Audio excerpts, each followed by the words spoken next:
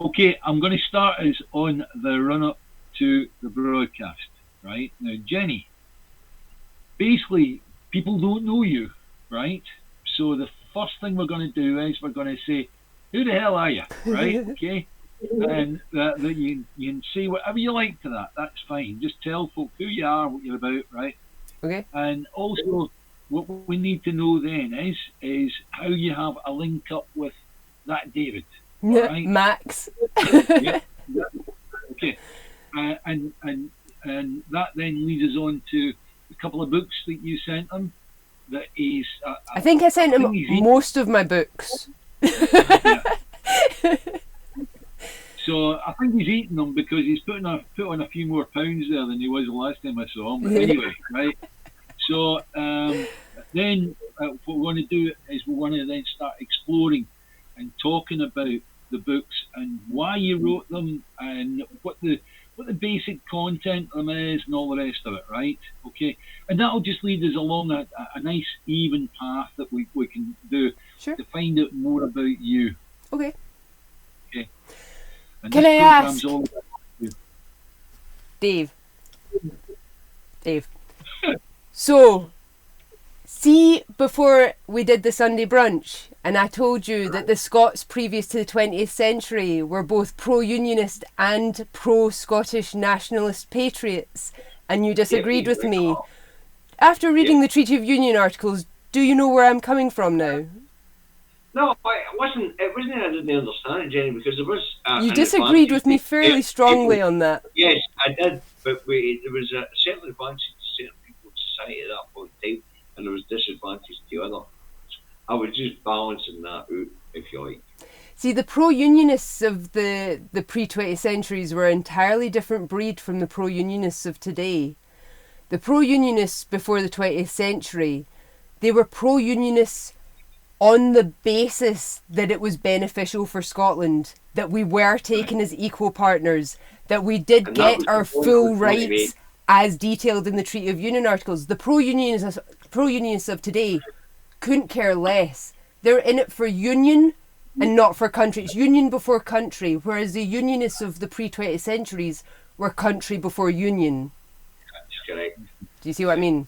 And having read the material that you put out, Jenny, I have to agree with that a lot. But it goes back to what I say, it was about balance. You know, the union was beneficial to some and not to others. Yes. And it depended on your opinion and creed at the time. A wee bit like it does today. I mean, the majority of Scotland, there were far more pro-unionists prior to the 20th century than there are now.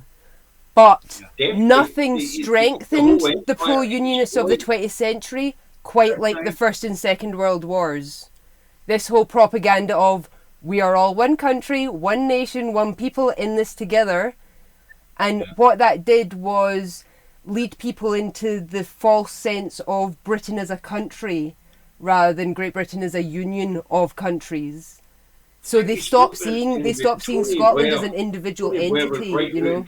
And that's why we've got this patriot stuff that we've got today. That's why I didn't wear a poppy this year, because it was like a baton to beat us. Yeah.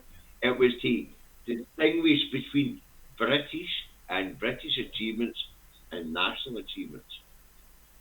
Jen, a wee question of mine, right? During the Second World War, Himmler got into his little aeroplane and flew to Scotland, landed at Eaglesham, right? Why did he choose Scotland rather than landing, say, in London? Well, England was far more contentious for... I mean, okay, the Second World War was a bit anyway, because it took the powers of the time a little minute to work out what side they were actually on, right? When England decided that they were very much against the German ideology and what they were planning, I think Hitler saw them as more contentious in Scotland. But also, Churchill had told him, listen, if this goes wrong, I think it become known to them that if Britain was to fall to the Nazis, Scotland was going to end up being basically given up as, oh, do you know what?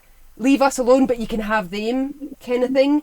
So he was possibly even scouting out potential territory at that point, on the basis that if he was to succeed in Britain, then he was going to have control over Scotland first. Scotland was going to be given up as a sacrifice to the Nazis initially, in order that England was going to close down and batten hatches and try and save themselves, like, to the detriment of Scotland, you know. And what you're saying is that is what coloured Himmler's thoughts on a land in Scotland. Yeah, I can't believe that they weren't aware that Westminster was willing to sacrifice Scotland to the cause of England. Right. I can't believe that was known. Because, I mean, if you think about it, during the Second World War, spies were everywhere. Like, both sides, no matter what side you were on, you had quite a lot of intel on the other side. You had quite a lot of knowledge of what others were doing. That was why the whole being able to encrypt your messages and stuff was such a big deal, you know, because so much information was leaking out. So I can't imagine that the Nazis weren't aware that Scotland was going to be the sacrificial lamb for Britain. It was really interesting about that, Jenny, and the willingness to sacrifice Scotland is actually backed up on D-Day, when the 51st Highlanders were left behind to be sacrificed to protect the rest that was leaving the beach. You know, it was a Scottish regiment because there was no colonial regiments at hand. But if we look at Gallipoli and things like that, it was colonial regiments that were slaughtered. Yeah.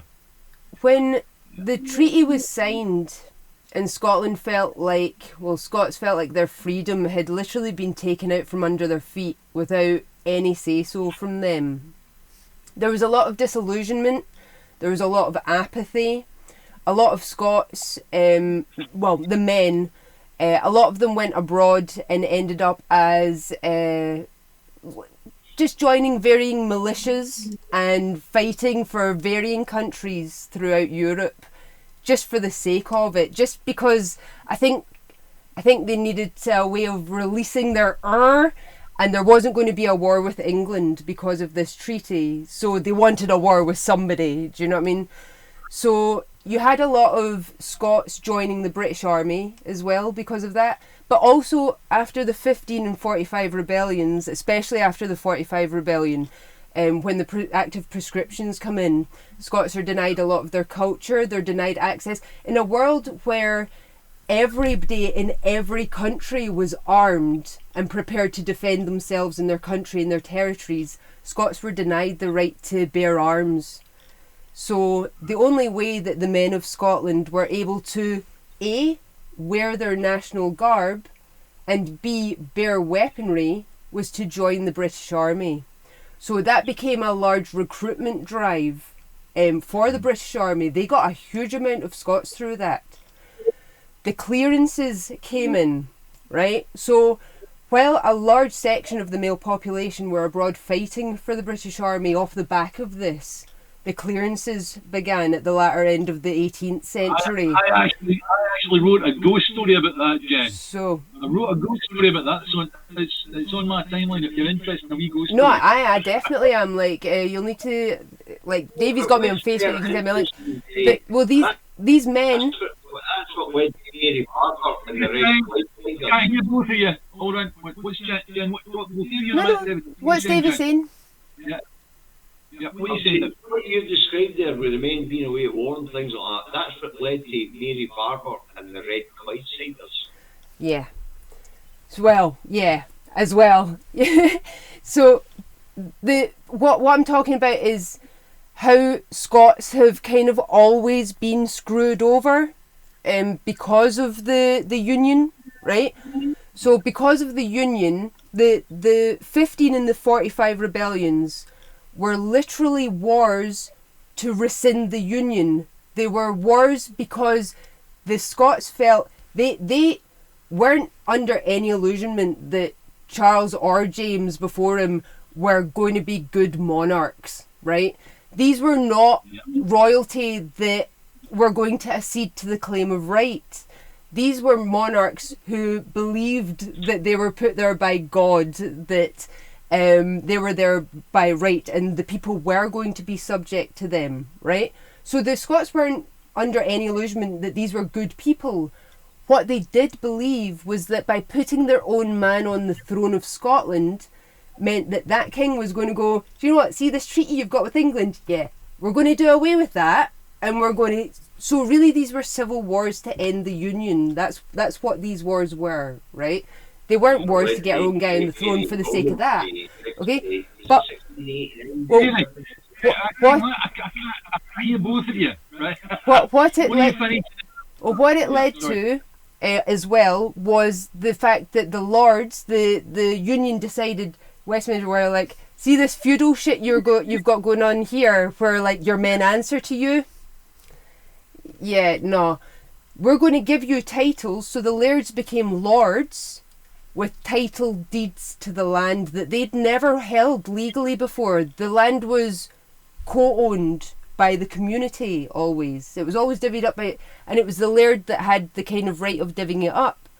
So the moment they get the rights to the land, they go, well, do you know what would be quite nice? Would be to bring all my rich friends up for Westminster and see if it didn't have these peasants here, that'd be pretty good, you know? So they start clearing the people off the land.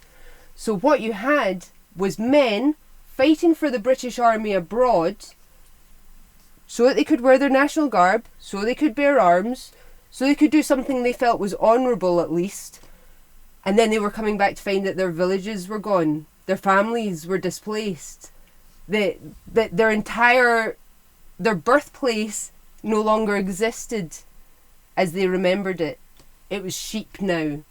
It was cattle now. Or it was bare land, like just for grouse shooting, you know. So we've always been fucked over by Britain, and especially our soldiers. And what the Westminster started to realise pretty quickly, especially by the mid-19th century, was that they weren't getting quite the number of recruits that they'd got before from Scotland for the British Army. A, they'd been cleared off their land, they were in other countries, or they were just destitute, or they refused to fucking answer to their new lord's calls because fuck you tossed my parents off the land. And they found that they weren't getting the people. So then the First and Second World Wars came around, and that almost reignited the ability to get Scots back on board into the British Army again, you know, because we were allowed to wear our national garb by that point, you know, we were allowed to kind of be Brits, so to speak, you know, we were kind of, there wasn't the same, because prescription ended in 1782, you know, like, so they needed another reason. First and Second World, oh my god, that was such a bonus to Westminster and the Union, like, I cannot tell you. And then we got fucked over again, didn't we? We were either the first men in to a fucking losing battle, a losing fight, or we were left behind as sacrifices to a cause. Like, wee question, if you don't me asking, right? Okay, I watched, or I started watching a documentary about the beginning of the First World War. And simply a student from Bosnia-Herzegovina shot the Austrian king, am I right? Was the Austrian that was king Franz Ferdinand, the Black Hand Gang. Yeah. And then within 4 weeks, I think it was actually, David, let me finish it. And then I'm asking Jen this because I want to hear the answer from her. I'm not sure I'll be able to answer, like, but okay. Nations were at war within 4 weeks. That was a statement that was made on that documentary. Can that be possible? I mean, yeah. The act against Franz Ferdinand, the assassination was, it's been almost universally ascribed as the beginning of the First World War. So really, yeah, I would say yes. Okay.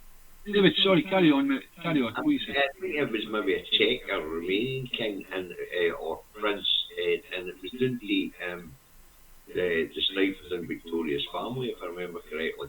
But what was interesting about that point in time, 1911, Westminster accepted a bill to go forward for Scottish Home Rule. Yep. Yeah. Right. Yeah. But the Scottish Home Rulers were adamant that if Ireland was to get Home Rule, Scotland was to get it at the same time.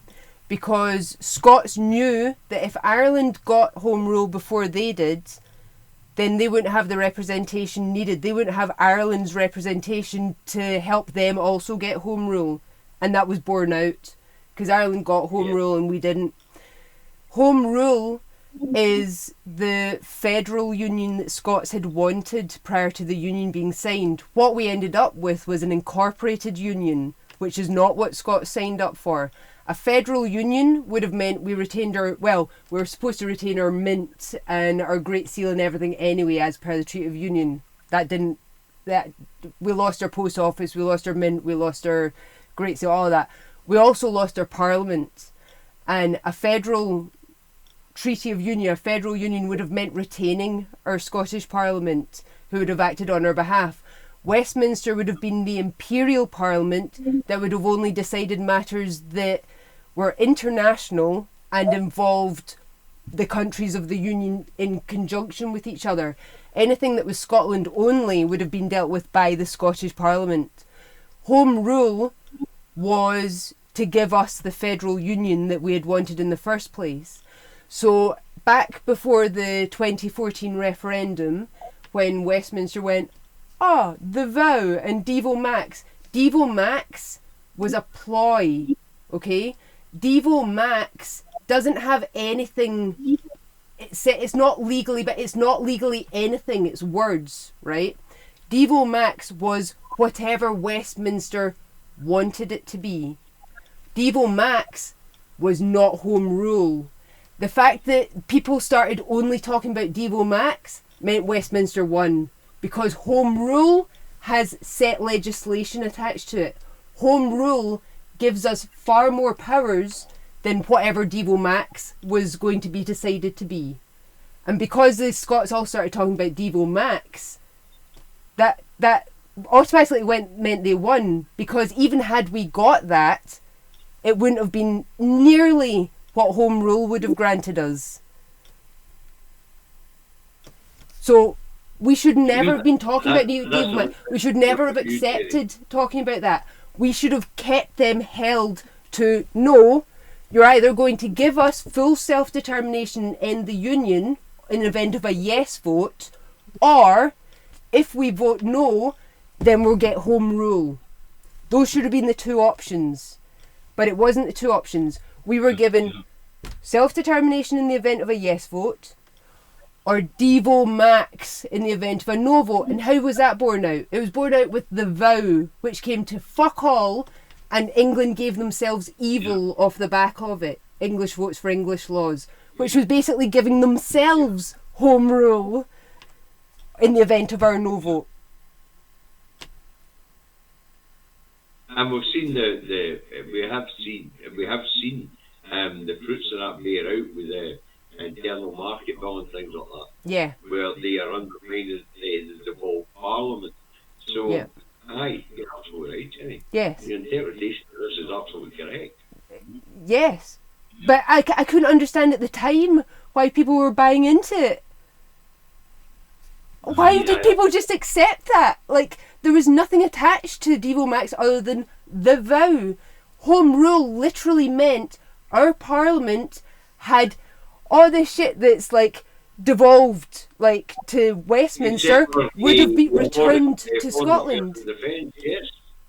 But we didn't force the issue on Home Rule. People bought into this Devo Max bullshit, and that's all people were talking about.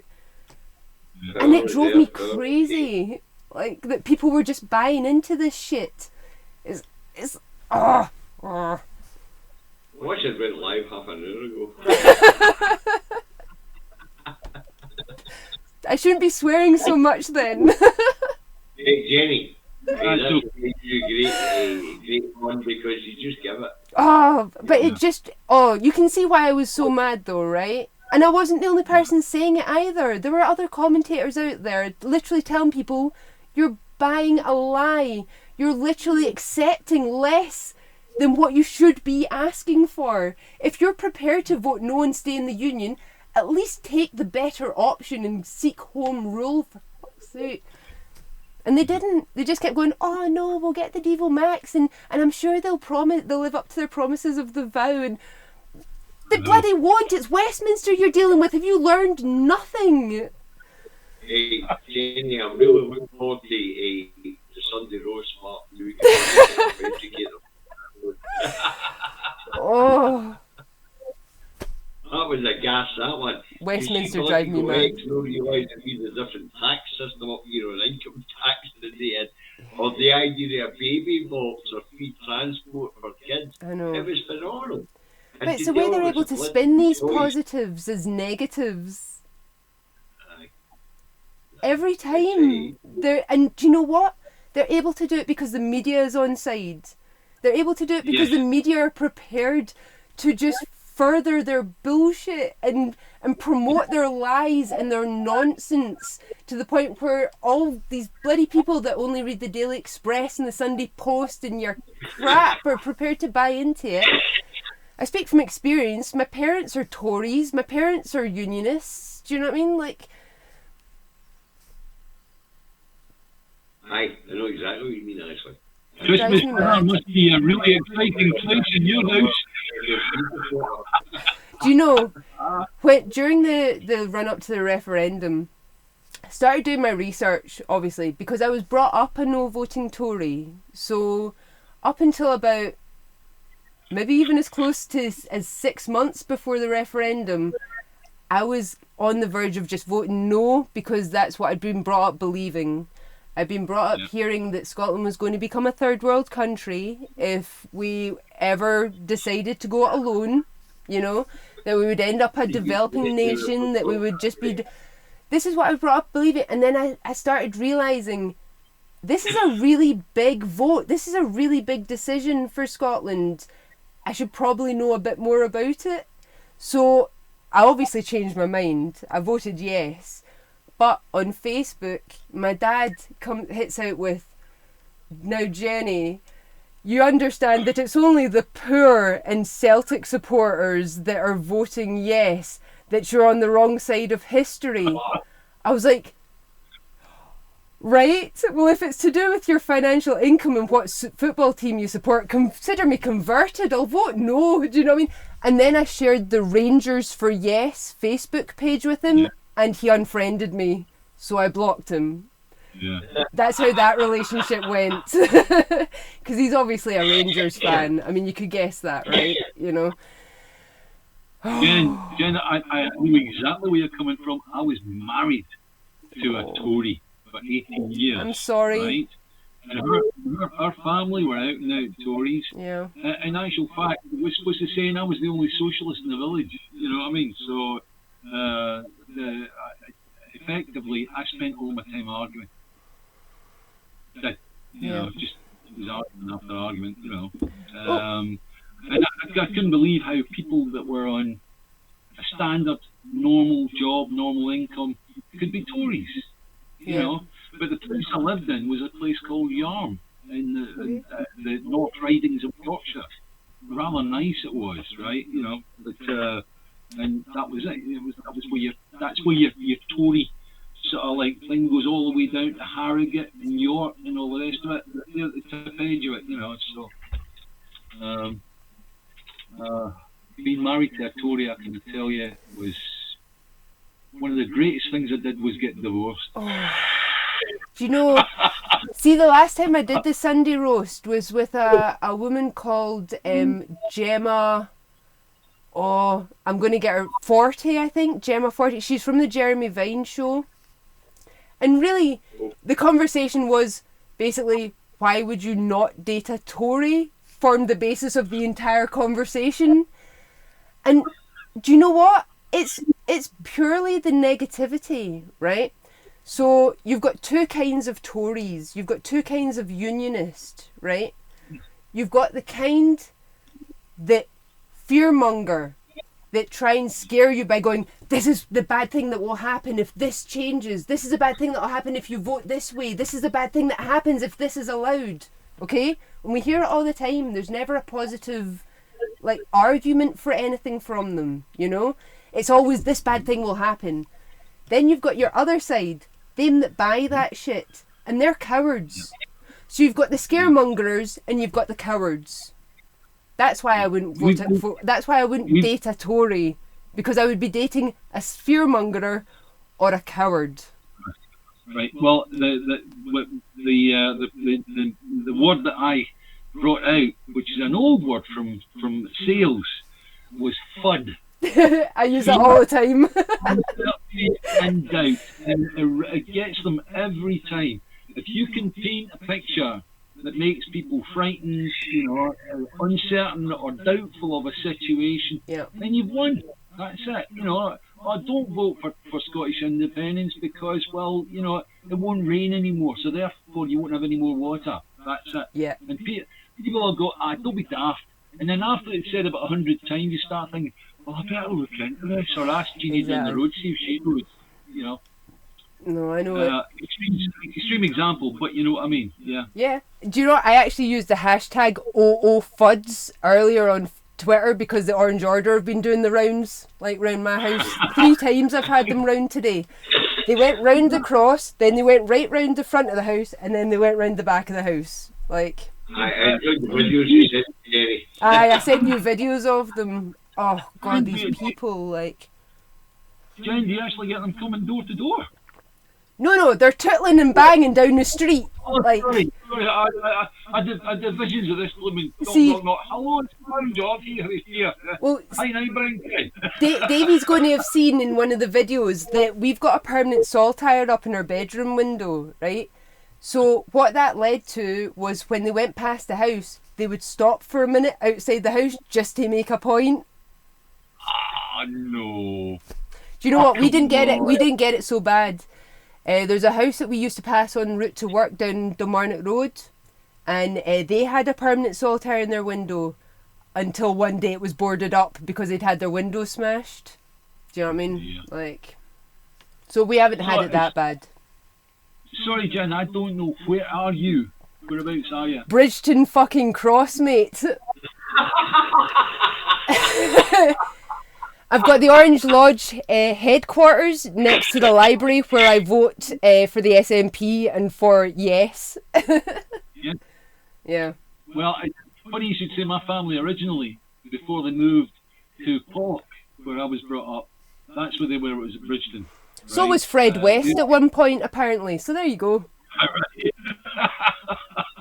With his first wife, Catherine, I think. So there. And the band I used to play in was a lot of the family was the Thompson family. You'll have heard of the Thompsons of Black Hill, right? Well, that was that.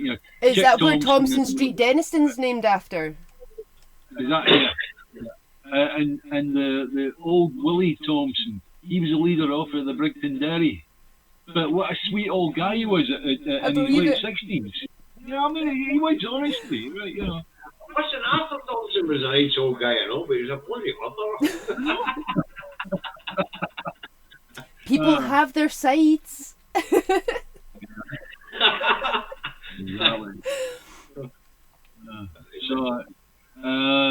Well, that's a very telling situation you're in, my dear.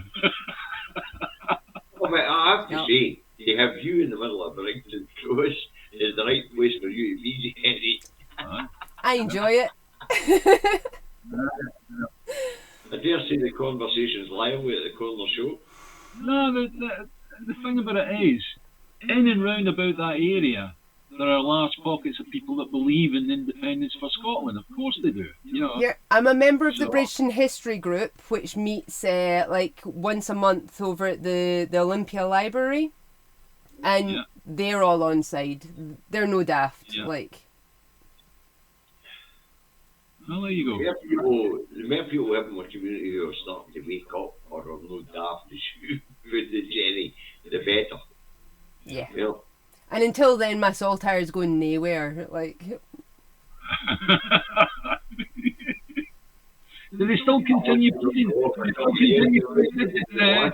Is that still playing outside your door when they stop? Is it? They've stopped just now, like they finished for the day, but we had them at 9 o'clock this morning. I think they were having a practice up at the cross, And then at midday they did the rounds 3 times. We got them round the cross, round the front, and round the back. Like, David, we need to have a few articulated lorries break down across the road. you have to see the police presence. They have some amount of police on side with them when they're doing this stuff. Like, it's ridiculous. I can believe it. Oh, me too. Sorry, Sarah just come on to tell me she loves me. That's all right. That's allowed. That's lovely. Aww. Right, so what time are we on now? 15 minutes to go, basically. Right, so we've got the run of the show, which is Jen. We asked Jen to talk about herself, tell about herself. So you have some thoughts on that, Jen. All right. And I mean, I know me, so we're going to get in. Yeah, I know. Right, well, you can just blather about you. All right. That's it. Just tell people you're right in the middle of Brixton, right next door to the Horns Lodge. Right. Okay, that's the it. headquarters. Right? Tell them you've got the headquarters. That's it. The headquarters. Yeah. Right. Okay. Right. And tell them you've got a camera going right through the wall. That's it. So you can look for the rest. Right. And then you can tell us about the link between yourself and David, how that occurred, right? Which people will be interested to know, right? And then that leads us on to the books. And then we can talk about the books, what's in them, and all the rest of it, right? Okay, so at this moment in time, David and I'll basically not be saying very much. We might be asking you a few wee springboard questions just to help you along, right? But that's it, okay? And then we can get into maybe more fruitful discussion about parts of the books and that sort of thing, yeah? Sure. Okay. All right, David. Or we just wander off in any direction that the audience sends us in. That's right, yeah. Obviously, we've got the comments that come up on the right hand side. Can you see the comments bit on the right hand side, Jen? Yeah. Yeah. So if there's any that you want putting up, you'll have seen it on the show before. We can drag it and we can put it across the bottom of the video screen. Sure. Yeah. So that we can talk on that. So if there's something that you find interesting, just tell us. Stop. Can you put up that from Mrs. McComfort, right? Like whatever. if someone asks a good question or something. Yeah. Right. Okay. And we try to get the audience interactive in the show as much as possible. Well, there's a few that were watching the Sunday brunch earlier. Hey? Sorry, darling. Sorry. What were you saying? What were you saying? Me? Yeah. What did you just say? I said I've got a piano here. We can try roll at the barrel, but I don't think about. Well, Max was doing his Sunday brunch earlier, Max and Political X, and I was on the live chat in there, and a few people said that they were going to be joining us at 3 p.m. today. Like, so, Alistair and that are going to be joining us. So, yeah. I think that someone had said in the live chat for that, oh, it's fine, Scotland's got a constitution, we'll be alright. And I was like, what? You're wrong. Like, I don't know what you're talking about, constitution. And someone else was like, oh, well, you can tell us about it at 3 p.m. I'm like, alright. Okay. It's not really codified, so you can't. I don't suppose you've got a constitution. We just don't have a constitution. Not in any regard do we have a constitution. But it's not really a constitution. A constitution enshrines people's rights in law, and we don't have anything like that. If they mean the claim of right, they're onto a loser. That's literally telling the monarchy that we're sovereign. That doesn't actually give us any rights, really. If they're talking about the Declaration of Arbroath, defunct. As per Treaty of Union, defunct. Like, so I don't know what they mean by we have a constitution, because we just don't. Like, we have very little protection within the Union. I do agree with you on that, actually, because what rights we have under Scots law are superseded by Westminster's law. Yeah. So I agree with you 100% on that. Not just that. And that's why I would wonder what Salvo was all about. See? You know, the Salvo movement. Yeah. Jenny, you and I have spoken about this. We're not going to kid on. Right? I just didn't get it because I like the idea of it. I like where they were coming from. They were very positive and hopeful, but no. Yeah. You don't forget we've got somebody called Sarah Sawyers who was taking exactly the diametrically opposed view from yourself, Jen, on that. She's saying that the claim of right is everything, and when you break into it, you've got all these different parts and all the rest of it, right? The most important thing is that if you say that we are sovereign, right? Yes, from the Declaration of Arbroath we have that Scots people are sovereign, but we still need to vote. It's not something we can pull out the bag and go, aha, we have the claim of right, we are independent, we have to vote. What the claim of right gave us was it told any prospective monarch, we are not your subjects, you are here on our behalf. Correct. What it also did was tell, everybody, basically, anyone that was interested, that Scots had a right to a government that was fit for their purpose. Where that failed was, because obviously the first claim of right was 1689. So that's before the Treaty of Union. We lost our parliament on the treaty being ratified. So immediately... 1689 was the vote on it, and 1703 was when it came into law. So, yeah, because Anne, right? So it was literally telling the new monarch that England had decided on, by the way, we're not your subjects. Like, basically that's what that was for. But it also said that we were owed a government that was fit for Scots' purpose. We lost our parliament on the Treaty of Union being ratified. So that immediately nulled that part of the claim of right. Then they renewed it in 1989, was it? I think it was 1989. They renewed the claim of right, and we did have now a parliament that we can vote for. We can vote in the SNP, etc. But they're so restricted. They don't have the powers to be able to be a government fit for Scots purposes. So again, the claim of right falls flat. Again, it doesn't mean anything, really. We're still accepting whatever Westminster's prepared to give us the right to. And that's not what the claim of right was for, initially. Just doing it. And that comes to what David and I advocate for. It's time to stop going by their rules. Just do it. And send them the fucking bill. If they don't like it, stuff them. Also, people have to stop resting on their laurels. Because they keep harking at, the Wallace and the Bruces and the Declaration of Arbroath and the Claim of Right. Do you know what? You're talking about history, not just history, ancient history. This is none of this is fit for purpose now. You can't rest on the laurels of others. You can't rest on what's come before. We're a progressive nation. We inspired the American Declaration of Independence. We inspired their Constitution.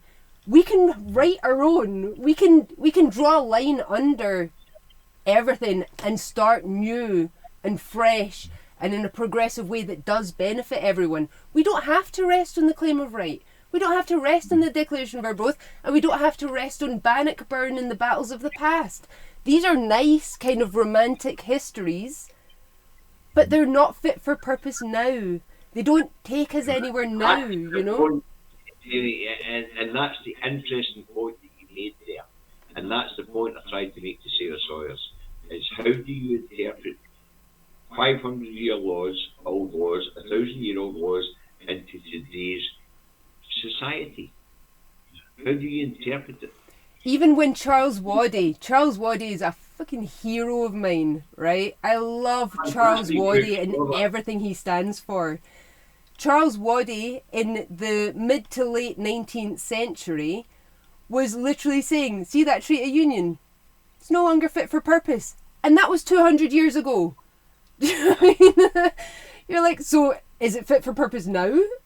No, it's all archaic. Let's fucking start anew. We should have been given a new contract a long time ago.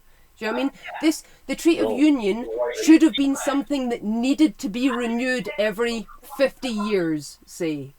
Do you know what I mean? That should have been inbuilt into the treaty. And it wasn't. What was built into the treaty was was in almost every article there's something along the lines of, this is going to be the case until either the British Parliament or Her Majesty or her heirs thinks fit to change this thing. So they're inbuilt into almost every article is the opportunity for Westminster to go, I know that you signed this thinking it was going to be permanent, but actually, we think it's going to be better for you if we just change this, and we get rid of your post office, and we get rid of your mint, and we'll take your parliament, and we'll take, and we'll take, and we'll take, and we'll take. And so that's what people mean when they say that the treaty's been subverted, that it's been illegally changed, blah, blah. No, it hasn't. It's literally built into every article that, yeah, the British government can change a thing if they deem fit. The monarch can change a thing if she deems fit. This is inbuilt into, so they can say, yes, the articles have been subverted. Yeah, they have. They've been changed a lot. Nothing is the same, but it's because we allowed, the signatories allowed that. Do you know what I mean? The only thing that I understand that it's like the same as the 16th hereditary peers in the House of Lords. Yep. But also, if we were to go by the Treaty of Union, we would only have like 45 MP. In fact, I think we had to fight for the 45 MPs. I think we were only allowed 30 to begin with. I think it settled at 49. Is it not? Yeah, it was something daft. Like it was, and it didn't matter which way you cut it, whether it was by percentage of population or whether it was by percentage of income and revenue. We were underrepresented no matter which way you took it. If you based England's representation on either their population or financial, like income, revenue, and then tried to apply the same to Scotland, we were owed like double, triple the amount of MPs, triple the amount of representation, which we never got. We had to fight for every last MP. And now they're taking another 2 from us recently. They've just decided, you know what, we're just going to take another 2 from you.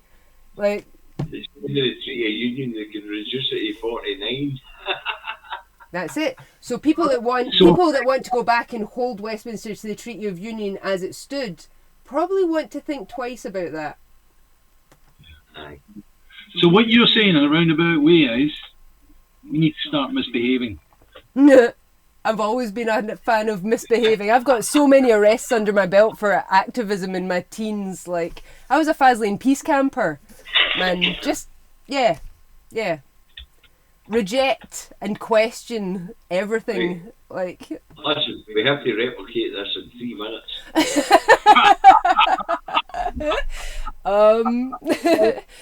We'll see what happens. Should we start off with the food again? No. We're going to start. David, I did tell you that Jenny's a lot of fun. Oh, you did, yeah. So we'll get 3 minutes to replicate what we've just done in the last hour. It's been fascinating. Remember the run? It's Jen, who are you? All the rest of it, right? Okay. Then the second part is, what's your link to David McGuinness? How did the link get there, right? That brings us on to the books. Let's talk about the books, right? And then it's any other business that comes off of that, sure. Right? So that gets us started. Towards the end, David, I'd really like to discuss with Jenny Gordon Brown's latest wheeze. Oh yeah. Gordon Brown has done what recently? His reports just come out on, and I'll help you in this one, Jenny, right?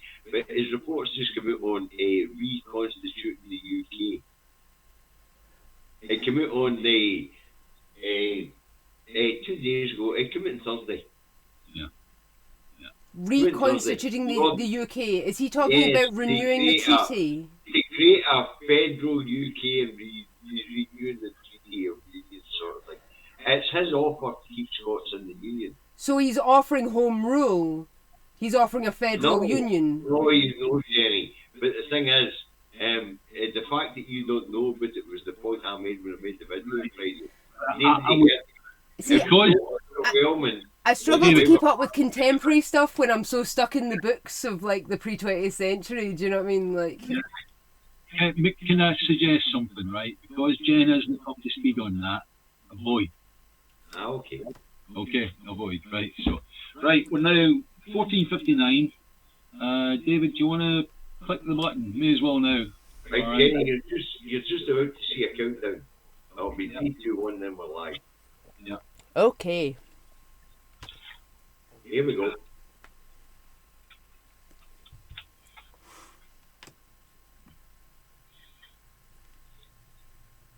We give you a second now to take a few people on board, but good afternoon.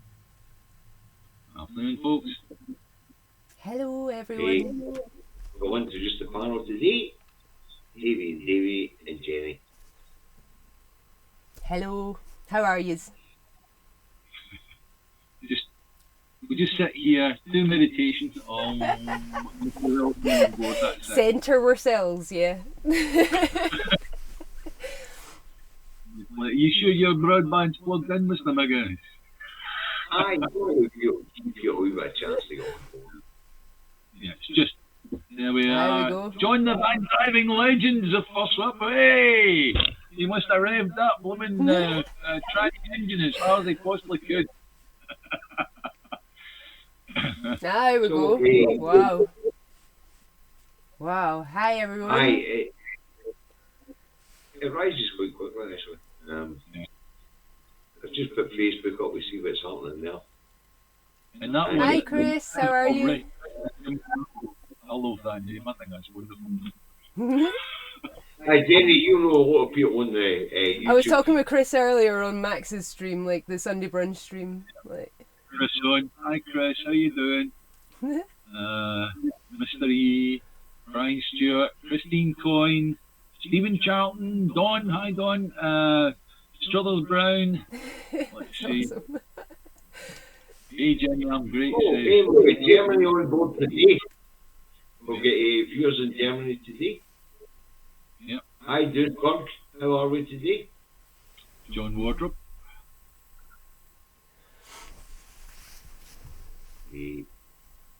Just give them a couple of minutes. Well. Sure. Steve Kenny, Brian. Make sure my glasses are clean. I have it up there. We're getting there. Yeah. So anyway, David, what's the running order? Yeah, very, very simple. We've got Jenny on today. I'm not going to say anything more about Jenny just at the moment because she's going to say it all, right? Then what we're going to do is we're going to discuss with Jenny what her link up with David McGuinness is, and that then will get us on to further parts of the conversation. So with that, what I want to do is I want to go, right, Jenny, the floor is yours, my darling, right? I'm a Martian, landed in front of your house for the first time, just popped out my spaceship, and I want you to tell me everything about you, name, where you live, like the fact that you're next door to the main central headquarters for the Orange Order. No, I'm only kidding. Yeah. And everything about you, and what you're doing at the moment, and what you've done with your life so far, right? Please. Carry on. Well, initially, I would apologise to you as an alien landing in the middle of Bridgeton. I think I'd have picked somewhere more scenic, maybe less contentious, possibly. So I'm Jenny. I run Random Scottish History. It's a website. Well, it began as a website, rsh.scot. We've got like 150 odd videos on YouTube now. Published a whole bunch of books off the back of varying projects. It is Random Scottish History, so these are pretty random projects that I undertake to do, mainly off other people's suggestions, actually. So they end up being contributors to the site, you know, like I credit these people for putting me on the path of whatever project I end up on. So that's basically what I do. I kind of, prior to the 2014 referendum, I was a no-voting Tory. I'm very open about that. It's how I was brought up. But it was a very important election, so I felt like I needed to learn a wee bit about Scotland in order to make the decision, because you can be told a thing and brought up being told things, but not actually know a thing, you know? So if I'm told my whole life, well, Scotland's going to end up a developing nation if yous go it alone, then I'm buying that, but I don't know why. Why would we end up a developing nation? Why would it not be more positive than that, you know? So I thought I'll go to the history books. I stuck to pre-20th century publications and history, mainly because the First and Second World Wars really tainted everything that came after. That was like some super propaganda from the British Unionist side, the idea that we were all one people, one nation, one country, in it together. And a lot of people are still buying that. And they forgot their history, they forgot their culture and traditions. The Unionists of the pre-20th century were very much pro-Scotland, pro-Scottish nationalist, pro-Unionists. They were country before union. They were only in it for what Scotland could get out of it. They were in it for whatever was going to benefit Scotland. Thereafter, the Unionists of today, off the back of the First and Second World War, is union before country, because that's what that propaganda led to. And it's had a real lasting, insidious, centralising tactic throughout everything. But I mean, that started from the get-go. It's always been a tactic of Westminster to do that, to centralise everything to England, to the point where we had the Reverend David McRae in Dundee speaking at school boards, talking about how Scottish textbooks, Scottish history textbooks, published by Scottish publishers for Scottish schools, were replacing the word British and Britain with English and England, which in a lot of cases actually changed the entire context of the history the children were reading. And you also had from Westminster, there was one treaty in particular that was signed with China in the latter end of the 19th century, where instead of Britain and British within this treaty with China, it was England and English, which meant that actually Scotland and Ireland at the time weren't a part of that treaty at all because of the legal wording of the thing. But that was a centralising tactic. And the English were quite keen on saying, yeah, but you all speak English, so how's it a problem? Yeah, but we all live in the same... So how's it a problem, you know? And it's like, okay, well, let's switch it round. How about we just call the place Scotland and Scottish? How do you feel about that? It negates your history. It negates your culture, your traditions. It negates your country. It literally eliminates everything that's come before and makes you England. And do you know what? We're not a county. We're a country. Do you know what I mean? So that's what I learned from just reading the histories. I felt like if my mind could be changed just by learning a wee bit about my country, maybe it would work for other people. So I started typing up the entire books I was reading so that everyone had access, free access to exactly the same publications I had access to. Because I felt like that was information that if people know a thing, you become enamoured of the thing. You learn to love the thing that you've learned about, you know? And maybe it would make some of these union before country people shift over to the country before union side. Maybe want something better for their country. Even if they were going to remain pro-union, maybe they were going to fight Scotland's corner within the union as the pre-20th century guys did, you know?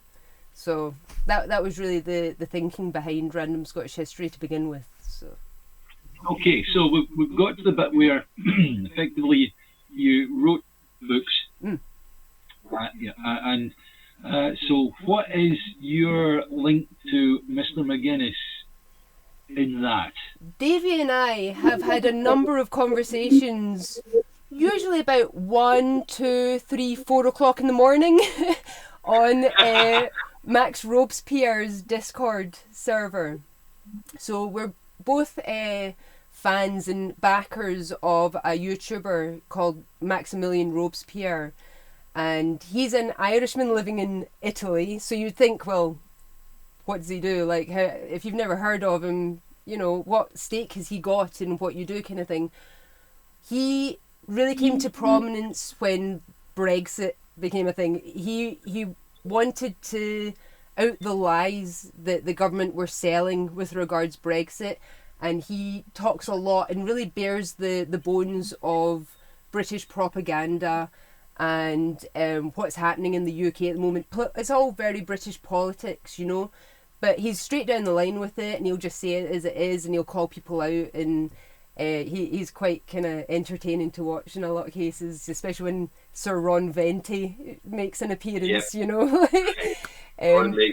So that's how I met Davey here. So we've had a few conversations, and then off the back of that, Max and another YouTuber called Political X, a guy called Alex Kerr, had us on a show as just kind of talking heads on a show called The Sunday Roast, where we got into kind of Scottish politics and how the situation, how contemporary situation at the moment kind of looks from a Scottish perspective, you know, like how we're seeing the events of just now as they're unfolding. And really it boiled down to the fact that especially people I speak to now, they very much see Westminster as foreign politics. This is English politics and it's going wrong. That we have another path, we have a way of exiting this mess, that we have our own government that we vote for and are represented by, where we're not represented properly at Westminster. And that was really kind of how that conversation went, mainly. So that's how I know Davey, and I sent him a bunch of books off the back of that, because we had a wee bit of a disagreement before the show started. So I sent him a bunch of books to clarify my position. So Jen, let's have the name of the books, each one, in order of importance, and leave the most important one to the end, right? And tell us a little bit about them. Well, the first book that I came out with, and again, I don't write the books. I publish other people's writings on subjects. So what I tend to do is I go to the newspapers. If it's the railway stuff that I'm doing, then it's the Scottish Press that I work from, and it's it's literally any incident of note that's ever happened on any of Scotland's railways, and that formed quite a. It's a bit gory in a lot of cases. They get into quite a lot of detail, but what's good about the newspapers is that the reporters are so keen to get out there and report a thing that there's very little whitewashing of a situation the moment it's reported. The whitewashing comes after the fact, and by historians that come after and use it to form whatever bias that they want to put out there, you know. The press at the time is actually quite good just for finding out actually what people thought of a thing. So that formed the basis. I used the British press, the wider British press, to publish our first book. And that was a project that was inspired by a Scottish author called David Taylor.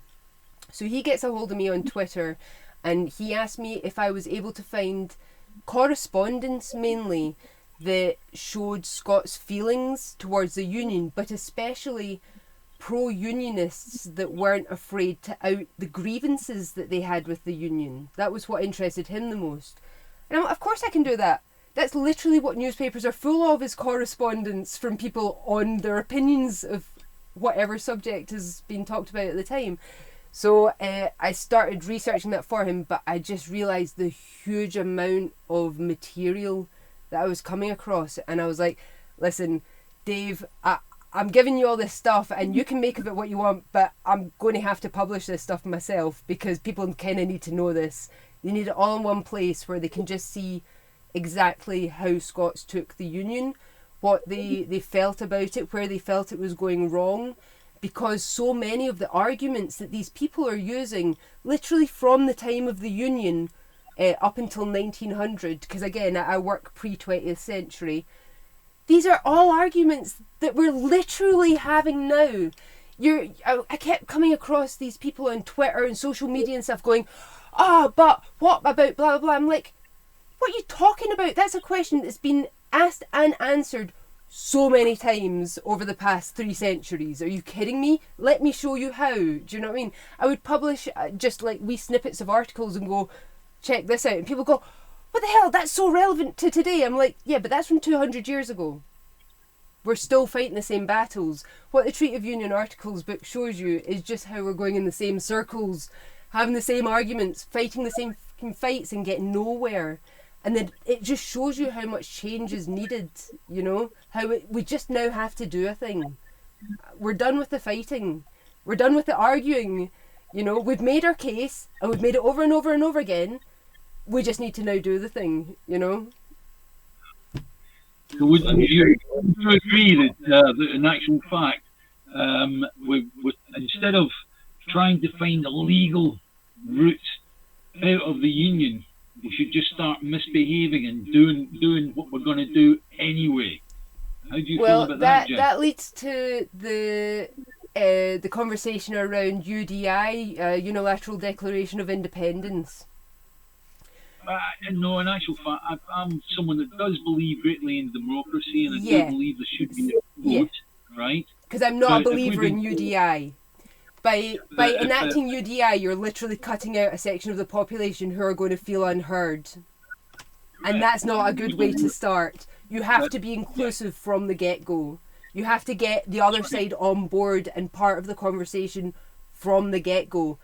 If you want to avoid, like, riots and contention and just the hassle that would come from that, UDI is not an option.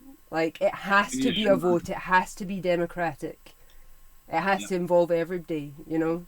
Let's assume that vote is the way to go, right? But we're being told, no, you can't, right? So do you agree that we should just get ahead and do it anyway? Yes. Good. Yeah, I don't know why the Scottish Government wouldn't just have a referendum. We didn't need a Section 30 to have a referendum in 2014. Just do the thing. Absolutely. Like, yep. The thing is, as long as it's democratic, the international community will recognise it. Yeah. And we have Europe on side already. Yeah. Yep. But we've been told by the constitutional expert, Dr. Mark Wellers, that the Section 30 is nonsense, and that now is not the time is nonsense. We can run a referendum any time under UN rules, and it will be accepted internationally, no problem whatsoever, right? Yeah. And that is a professor from Cambridge, and as far as I'm concerned, he doesn't really have an axe to grind. He's just looking at the truth of what it is he's looking at, you know. So I feel that when you get someone like that comes out of the stocks and says, no, this is how it is, you should bloody listen to them. He's not someone who lives in Scotland with an axe to grind, yeah? You say that, yes, but everyone has a bias when it comes to union. If you live in the UK, you have a bias. You're either for it or you're against it. So he can say that he doesn't have an axe. You can say he doesn't.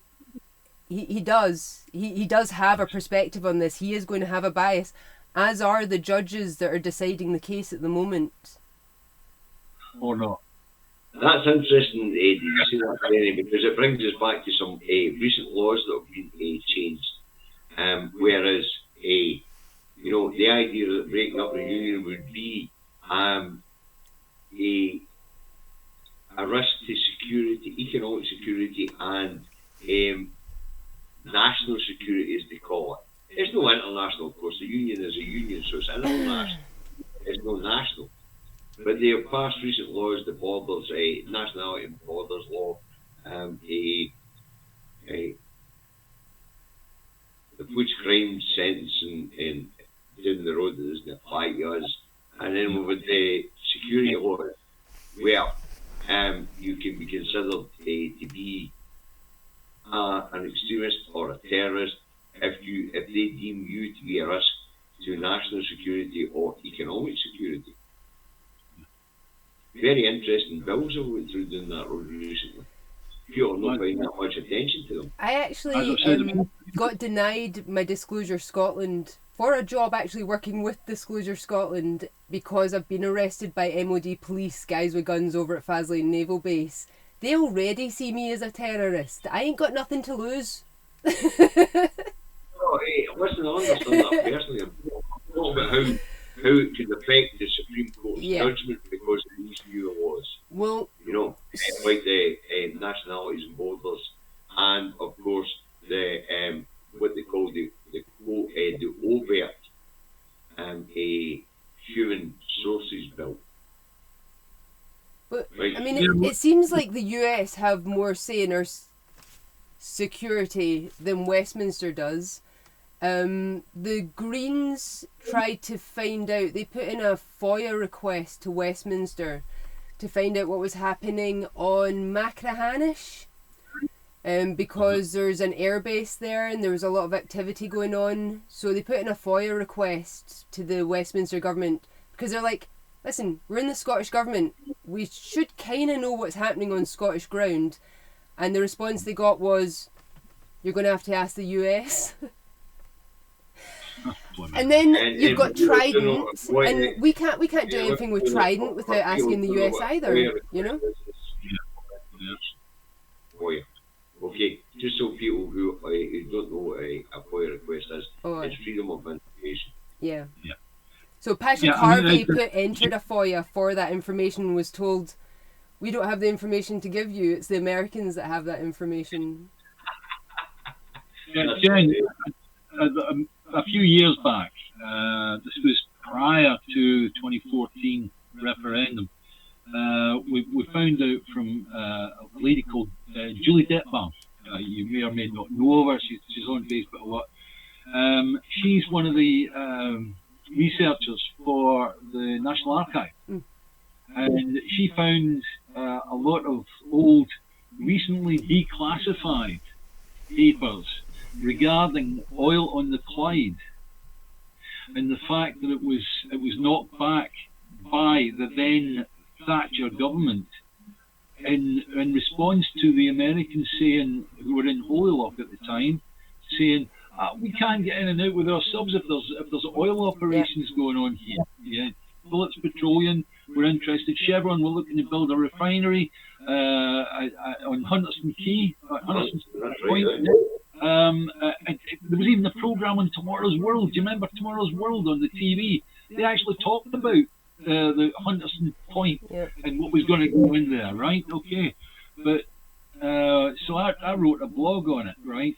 But the fact of the oil being knocked back like that, and it was all due to the Americans putting in a complaint to Maggie Thatcher, and then that being carried forward to junk the whole thing. Yeah. You know. And now who's deciding the Ireland issue? Literally, Biden just came out with a deadline for Westminster to sort out that Irish protocol. Because what Westminster, I think, has yet to realise is that they're very much a subsidiary of the American government. They have to answer to what the US government goes. That's why we're dragged into all their wars as well, you know? Yeah. It's the final letter, they call it a special relationship, but it's the puppy dog relationship. You're dependent on us, especially since Brexit. See, let's get right to it. We'll see all these people, these Brexiters are like, reclaiming sovereignty. No, you're still a subsidiary of the Americans. Brexit didn't separate you from that. All it did was separate you from all the good things that the EU was doing for you. You still have to answer to that other government over there. Do you know what I mean? Like, you ain't sovereign, mate. You're still, you know. my goodness me, if you want an example of where the Americans are tugging the strings, Julian Assange should be your answer. Look what's happened to that guy. Yeah. Right? Wow. You know.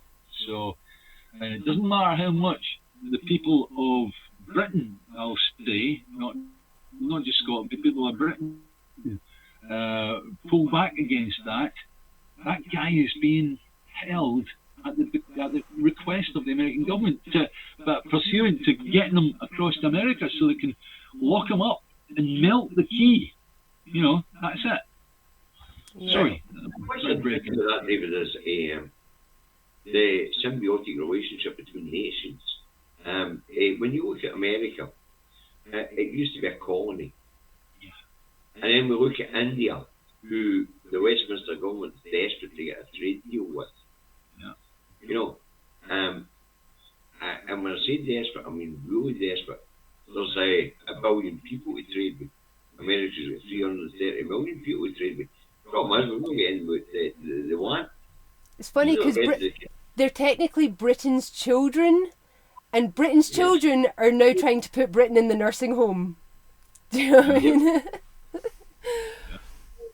That's a brilliant analogy, actually. That's a very good analogy, actually, yes. The Westminster's certainly helping them do it. Brexit was a big boon to helping them do that, you know, like...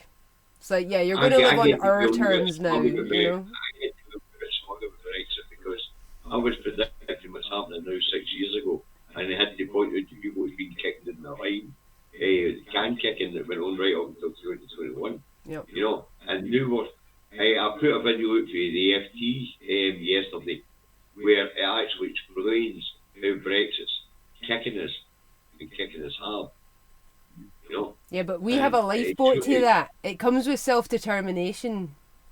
Of course we do. The resumption of self-determination, man.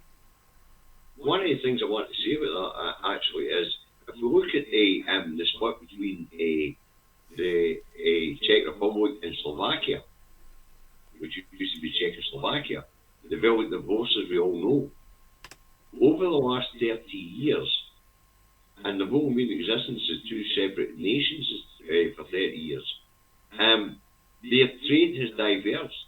Before, they used to be each other's biggest trading partner. Yeah. Now, their bigger trading partner is out with their borders. The EU in this case, actually, because it's a big trading war. But, you know, these are the arguments that they're telling us makes no sense because England's our biggest trading partner. Well, if they're our biggest trading partner, then they need what we have. They're also the biggest robbers of Scottish wealth. So balance that out, you know. Well, people don't get into this very often, but when we look at Scotland's balance of trade and the size of Scotland's economy compared to the size of the UK economy, then we realise that 8.3 million people are almost a quarter, probably about 22% of the UK economy, because we still have a diverse economy. We still have a manufacturing base and things like that. You know, so, and we have engineering expertise, and of course we produce fantastic food and drink, and we have a very well educated Better population. educated, yeah. So that's always been the case. Never mind the resources that Scotland holds. Just think about the people and the skills that Scotland holds. Oh, that itself is a selling point to the rest of the world. And I've noticed over the last couple of weeks, and I pointed out in one of my videos, that Westminster's starting to try and kick us on the idea that the EU wouldn't accept us. You know, but you would be forced to join the euro, even though David and I have had to put a programme out to show you understand about the ERM, the exchange rate mechanism. Yeah. Right? And then last week we were too poor. Our deficit was too big. Even though we know that the European Union is changing the rules on deficits because of the pandemic. You know, Project Fear is really in full flight at this point in time. Yeah. Fear, uncertainty and doubt. Fear, uncertainty and doubt. That's the name of the game at the moment, guys. That's actually Murdo Fraser's. That's Murdo Fraser's name. Murdo the Fud. Yeah. I think in actual fact, if we're going to start misbehaving, then I do suggest that we start employing some fear, uncertainty, and doubt ourselves, right? You know, so if somebody comes away with, oh, you're better with the broad shoulders of the United Kingdom, you know, I'm sure I could come away with a few fear, uncertainty, and doubt descriptions of that, you know. So anyway, I mean, there's so many negatives that come with being in the union. From the get-go, we have been the most underrepresented, overtaxed and underfunded part of the union since the get-go, and it's never changed. In fact, in the advent of oil, it's only going to get worse. By the end of the 19th century, you had Charles Waddy and others of his ilk literally putting out the country's finances and going, what the by the end of the 19th century, we were already being overtaxed to the tune of almost £80 million a year. It was 1910 they stopped publishing the financial figures for Scotland because what they were giving back was embarrassing. Yeah. And that's when Ian, was it Lawson that came up with or was it Lang that came up with the Gers figures to underplay Scotland's wealth, which is really interesting. And yet, when we sit down as grown-ups and have a look at Scotland's wealth and resources, then there's no unionist in the land that can say that we are a poor nation. See the figures that keep getting bandied about the Scottish resources being exported from England and therefore being counted towards England's export tallies and going into the English exchequer. We've all seen these graphics on social media a lot, especially where it comes to whiskey, right? So the moment that we regain self-determination and there's a border there, everything that crosses that border to be exported out of England, that's money into our coffers. That's no longer money into their coffers. Plus, we're no longer overtaxed because the Scottish Government now under the SNP have a track record of properly taxing the richest of the country so that they can provide for the poorest of the country, which is how it should be. What's interesting about Jenny is when we spoke to us on the Sunday roast, Political X was absolutely flabbergasted at the idea that we had a different income tax system. Yeah. But then, fans. Well, it was highlighted recently, wasn't it, with that England's change. They were like, oh no, we're going to lessen the tax. And then you've got Douglas Ross coming out going, yes, the SNP have to follow suit. They have to reduce the tax. Can you imagine if she'd done that? She'd have had to have U-turned as well, along with the fuds down south. We'd have looked like fucking idiots for doing that, because we're not idiots. We know how to run a country. We've always been frugal. We've always known how to govern ourselves and do for ourselves. And the very fact that Westminster's put the financial constraints that they have on our country for so long, and yet we've still been able to accomplish so much despite those being hamstrung at every turn, means that if we were in full control of our resources, think what we could do with all that income. Can you imagine? Yes. Can you imagine? We've literally had centuries of learning how to responsibly budget for a thing. Can you imagine when we've got all that wealth to ourselves? What can we do? What can be done with it? The infrastructure. And we're going to need the infrastructure. Because, well, once we get self-determination, all the fuds for down south are suddenly going to be crossing the border, because suddenly we're going to be in the EU. They're going to have free trade, free travel. They're going to have like all everything that they've lost with Brexit. So they're going to bloody have to start planning to build more houses, because we're going to need them, because we're going to have a population explosion in the event of a self-determination. Can you imagine? What's interesting, Jenny, in recent politics and right up to date politics, is that Jeremy Hunt is now looking at changing or adding tax bans to the system in England. And the November 17th fiscal policy statement is about to be given, or budget, whatever you want to call it. Right? So, for years of slagging off Scotland for overtaxing and people paying more tax here, all of a sudden they're about to actually take on the Scottish system. We could well see on November 17th England adopt Scotland's income tax system. Yeah. That's comedy gold to me. I mean, that's just your pigeons coming home to roost, really, isn't it? It's kind of like, do you know what? We stuck to our guns for a reason, and now you're following suit. Could we have been right all along there? One of the greatest committee meetings I watched in Westminster was in the 22nd of January 2022, when they had the health experts in, and this health expert in from Sweden, I'm a wee bit fuzzy, so I don't remember his name, and the cross-party committee asked them, which health system would you follow in the world, and which would you hold up to be the highest? And the boy from Sweden said Scotland. Yeah. I would follow Scotland. Yeah. Yeah. But also policing. The fact... Well, now that it's not just the health thing. It's also the fact that when it comes to policing, the Scottish Government have been encouraging the police force to treat crimes almost as mental health issues, so that people are actually going to, instead of just locking up folk, find out why they did the thing. Find out what caused you to end up in a situation like this, and how can we help you out this situation so you're not doing it once you... Do you know what I mean? Because that's the basis of reforming a character. You know, people aren't born like criminals. They're created by their circumstances and their environment. So find out what you can change about that. And there are other countries that are learning from our way of policing now as well, because we're not just if you look in New York, demonising and folk, London, you know.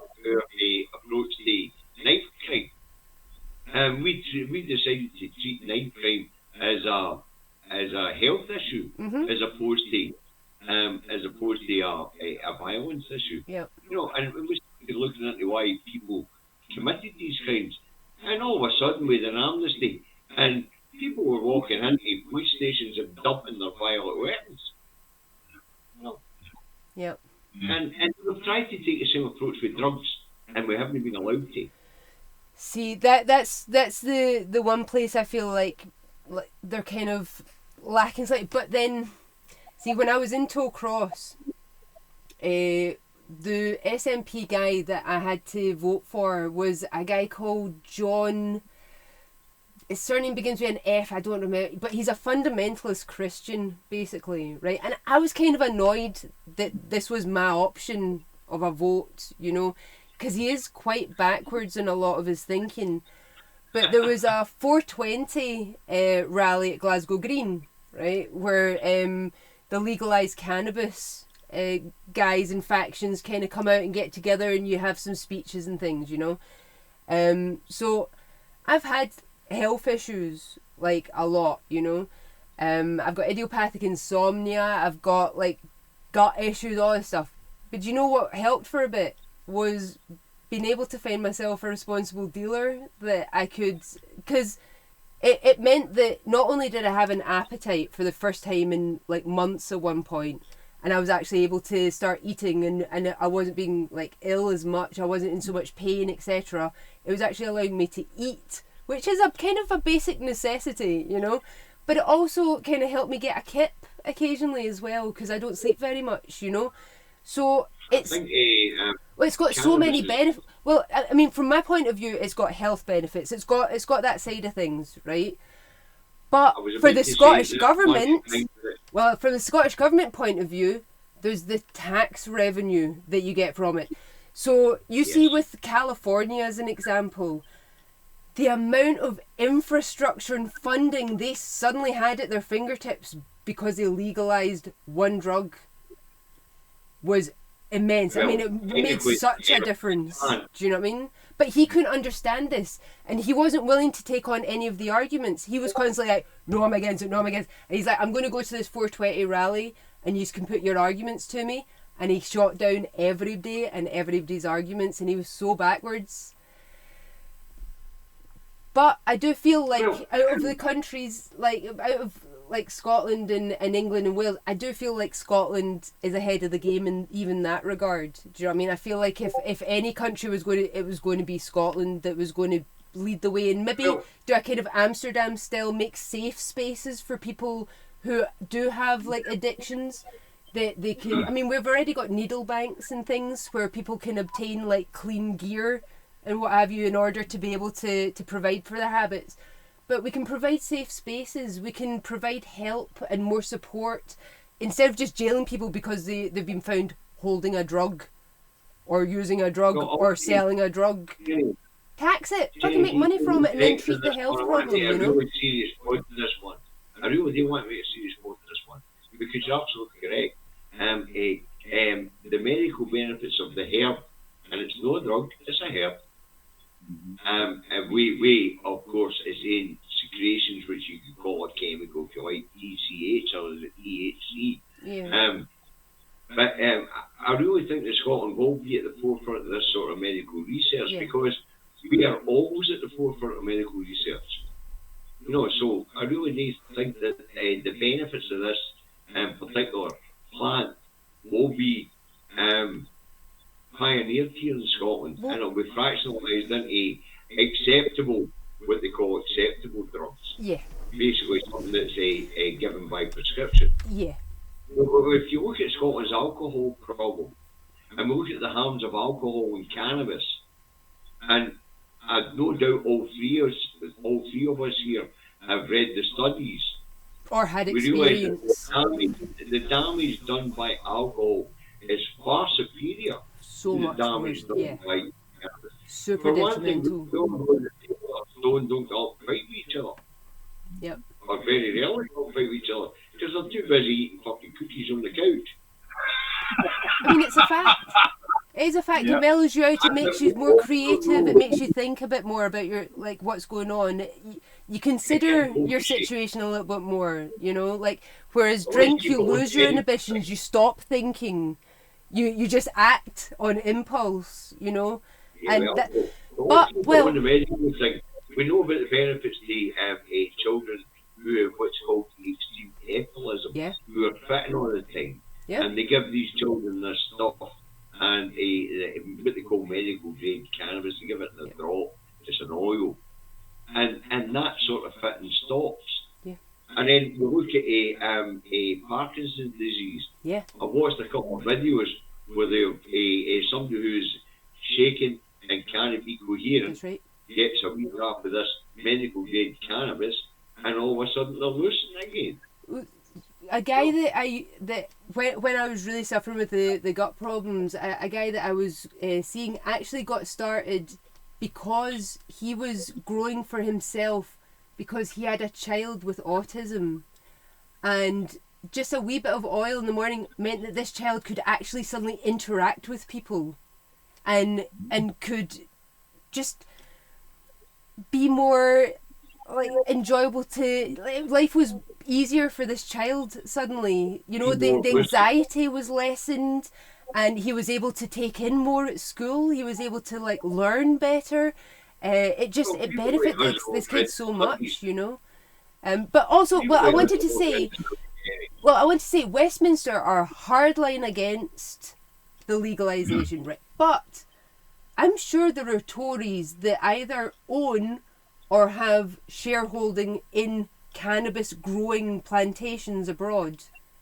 I know this. I've heard of it. I just can't give names. Like, also, and you're right. I can't remember the name of it. I could probably Google it. What's the one of the man? But there's a Tory minister, a Tory MP of the last administration, whose husband has a cannabis plantation. That's it. Licensed by Westminster in Kent. Exactly. I'm sure somebody will put the information up in the comments. Exactly. How do they justify that? The Scottish government, I do know that the Scottish government and a Borders enterprise have invested 660 million quid in a cannabis plant in the Borders. Okay, right. Okay, guys. I'm going to stop you there and move you on. That was a party political broadcast, but on behalf of the legalised cannabis party. So, right. We've done enough. We're going to move on. Perhaps it might be a good idea to actually start pulling in a few of the people that are watching and see where that they want to go with the discussion, because I've seen a lot of good comments going up that we haven't had a chance to respond to. Right, okay then. Well, there's someone saying Theresa May's husband. Chris has popped up. That Theresa May's husband actually has shares in the UK medical. Well done. There you go. Yeah. Oh, Chris, I'm sorry to hear that, darling. Yes. May's hubby. There's an interesting one, right? Group 4 security. I'll tell you a wee something about that I kept an eye on. Was that GCHQ wanted the latest software from the Americans, which would allow them to literally read any email, go in, listen to anybody's mobile phone or whatever, right? Cost of it was 12 billion. Theresa May was the one that actually made that happen, right? And I believe at the time there must have been some backdoor deal being done by May, because before that time you could read everything about her husband and his ownership on the company that owned Group 4 Security. And Group 4 Security's activities for the British government are like, it's too much, right? Okay.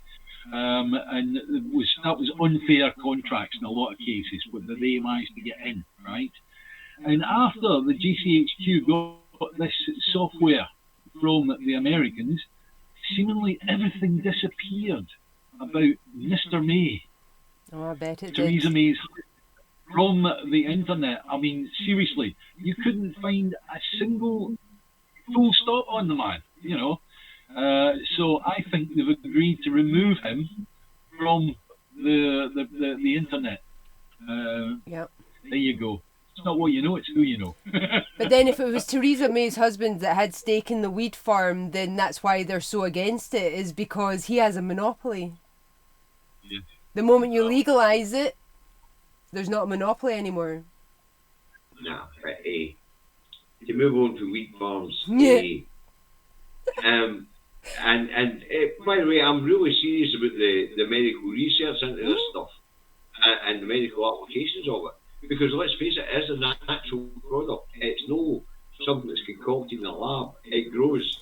It's a natural product. Well, I can tell you, I donated eggs to my sister-in-law, and you might think this is completely off topic, but I was told that while I was undergoing the process, it takes a few months, I was not allowed to partake of what I was using to help my gut issues. I wasn't allowed to partake of weed in any form.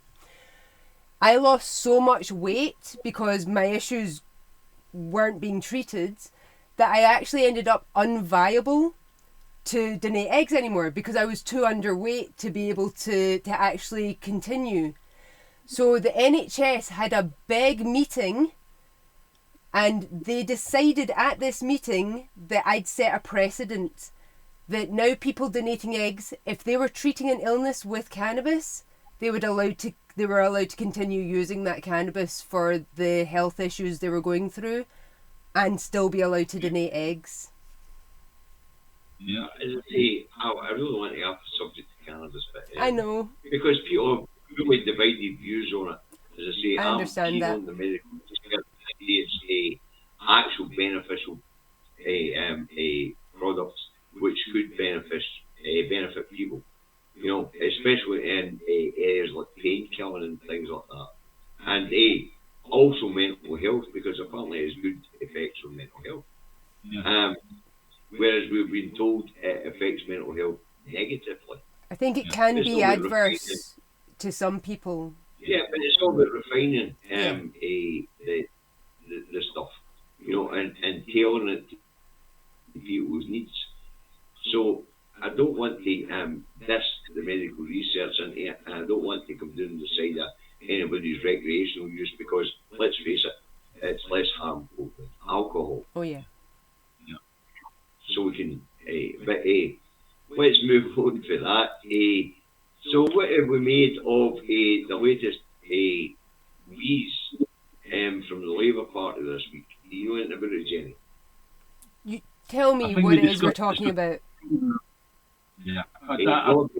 Gordon Brown's long-awaited constitutional reform document. Yeah, I think we talked about this before the programme, and Jenny wasn't up to speed on that, and you did a programme on yourself, David. So I think perhaps that's one that we should leave alone. It should be a discussion for the three of us. If what he's talking about is a renewal of the Treaty of Union, I do believe that the Treaty of Union in the first place should have been something that was to be renewed every 50 years. It was to have been reconsidered every 50 years, because obviously there was going to be a change in circumstances over time within the Union, because we're two very different countries. We have very different ways of handling the population, of governing, we're obviously far more progressive. I mean, you can see that just from the Brexit votes. You can see that from the kind of governments that we vote in and the kind of policies that we vote them in on. That obviously it was going to change. The very fact they didn't include that as part of the original treaty, that it was something that was going to have to be reconsidered every 50 years and be voted on at least every 50 years, baffles me, because they allowed all the clauses within the treaty that allowed Westminster to make amendments to almost every article of the treaty.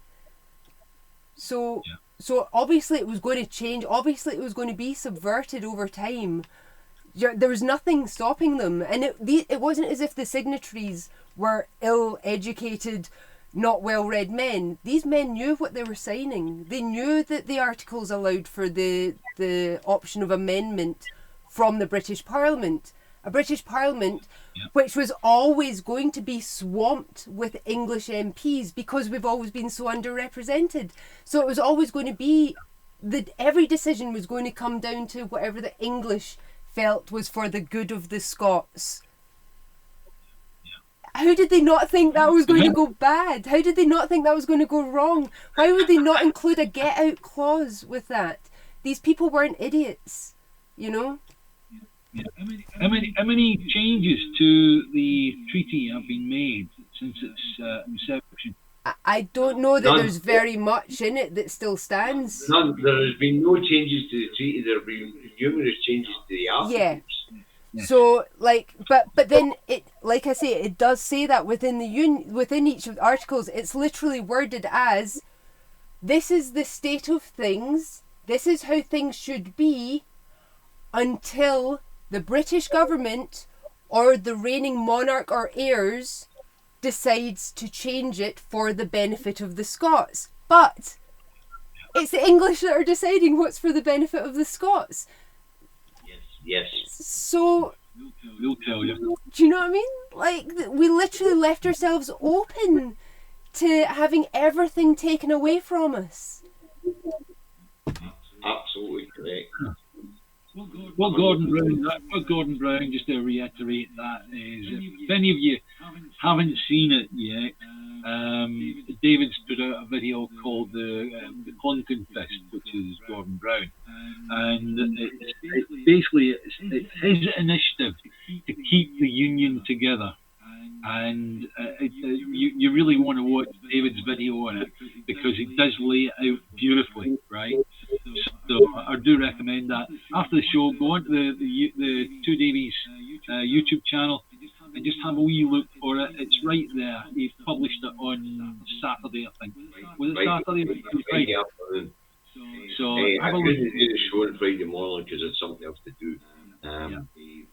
But I didn't want to no broadcast Gordon Brown's perspective of the union going forward. There is a comment here that I really do wish to get in, and this is quite contentious, and it's from Ice Ninja 46. The left is the claim of right as an exit. Put that up, and we'll discuss that. Hang on, Jen. Wait! Don't move a muscle. Right? You see it, David? Down the bottom of the comments. I'm waiting for it. Ninja. The Treaty of Union by a Conservative English comment? No, it's below that. Where are we? Hang on. Is it going up the way? No, it's going down. Hang on. Ice Ninja 46 at 1550. The left is the claim of right as an exit. Forget putting it up. Just let's discuss that. Jen, what do you say on that? Didn't. Correct. Okay.